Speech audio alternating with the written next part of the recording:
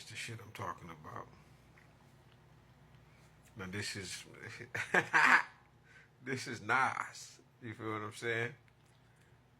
This was my baby. Listen to me. We would eat watermelons. I don't listen, whatever it is. Me and my baby right here, we will be his brother and his sister. Listen, we eating some cookies and shit. You know, this when I was drinking oat milk, and we'll be at that table.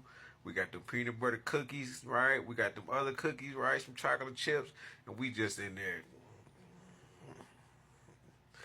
Don't let me have some watermelons, all right? Some papayas and shit. We haven't. Listen, bananas. Listen. And the reason I'm talking about this because I'm watching Cosmic T 1111 and this episode because I watch tarot like movies. His family wants to come towards you with some type of offer and truth about money that was stolen from you and shit, right? And the baby comes, all you see is this and shit. The baby. she she like, okay, get out the camera. They said hi. And I'm just one of the audience members, and I'm like, hey, like, I'm laying here, and I'm like, hey, I'm waving at the baby and shit, right? And it just, it remind me of my goddamn grandkids before they were taken out of my life with this bullshit, okay? I usually be crying and shit because I almost started to cry when I first came on here. If y'all y'all rewinded and go back and look at it, this shit I damn near blew up on this motherfucker because I'm hurt. You know, you don't you don't choose the favorites, right? The reason why the children become favorites is because it's the children that choose you, and he the one who chose me. Right now, don't get me wrong. Viney chose me too. Right, DJ, he was a little different. Especially when he started getting older, he a boy. You know what I mean? But Viney just jump on you. You know, she just, I'm a man, and she just like Papa. She just jump on me and shit. And if I ain't checking my goddamn self, she crawling all over my goddamn head and shit. Viney was terrible. But this was my baby, Nas. Nas was awesome. I'm talking about. Because we'll all sleep together, but Nas, since he was the baby, he will always be right here. You know what I'm saying? Be sleeping on my chest. And I take him upstairs, I put him to sleep, he goes to sleep instantly. Um, man, don't let me move. Like, he'll throw that arm and shit, nigga. Don't nobody go nowhere. All of that. So, but I'm glad that I got to be able to, cause it's a couple readers whose children, um, you know, I'll be in the back. I'll be talking to them. You know what I'm saying? Omni Rain, um, her baby. You know, she always speaking. She always saying something. She giving out messages. You know, it's the energy. The messages is in the energy, and it can be a pet in the background. You know, like Raven. You know, I watch a lot of tarot readers. You know, and some of their children they'll appear. You know what I'm saying, and they'll be hey, and it reminds me of when I was telling people like, man, my whole life on this goddamn camera is because of my grandchildren. They all in the camera and shit, and like she just told her, she like, listen, ain't nobody, this ain't live. She tried to explain it to her like, this is not live, right? And my grandbabies was the same way. And they'll get on there and they'll see y'all, like if y'all was like, if I'm live and I'm in a room, they'll pop up and they'll speak, and then the people, they'll speak. And I know it's dangerous, but you know, don't be stupid.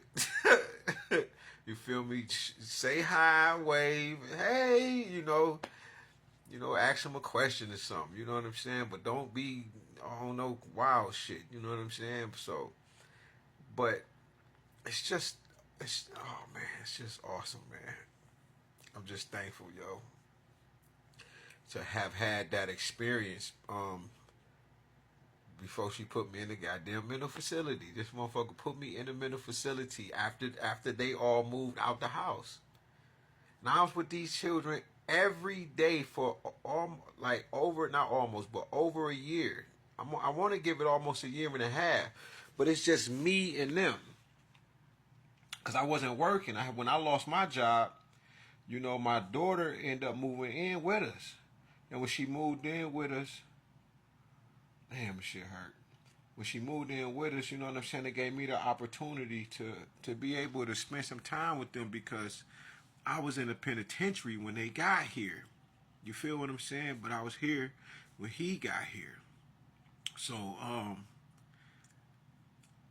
I used to be on the phone with her. We used to be talking about whether they were going to call me or their dad, their other granddad, Papa. And I was like, it don't matter. They can call us both Papa. You know what I'm saying? Like, I didn't care. I just wanted to change everything about me. Excuse me. So I'll be able to be around, to be in their life. Listen to me. This is one of the main reasons. If you go ask certain people, they'll tell you, they say that nigga was happy to go to prison because I wanted to. I knew I was gonna. Right. It was like.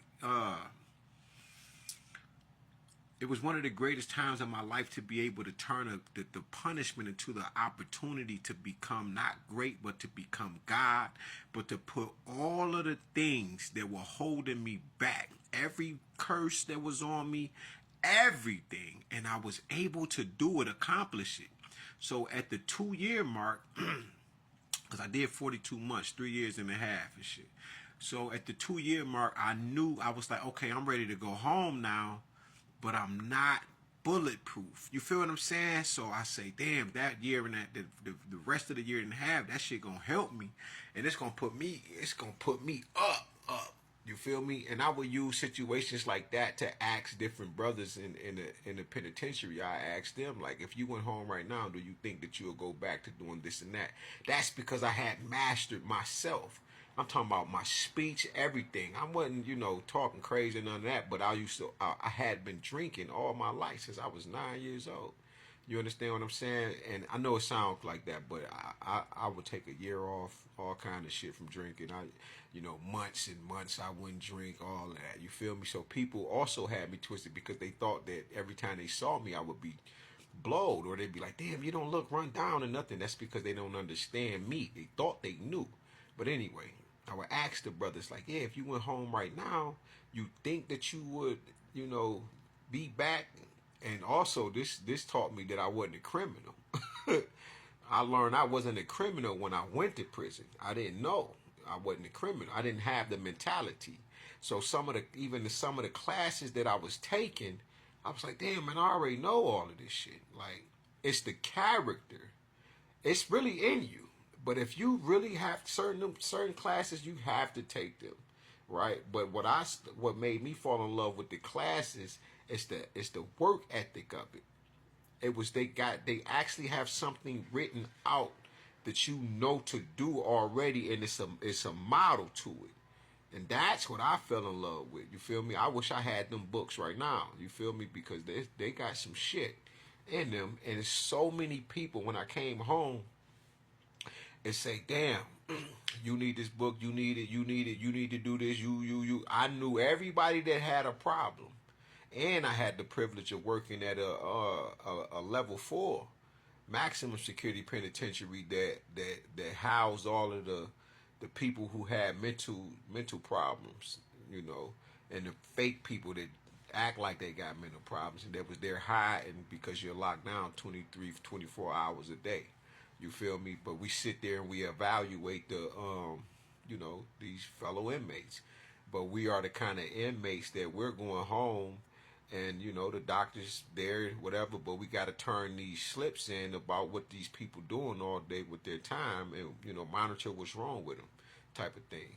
But yeah, I miss my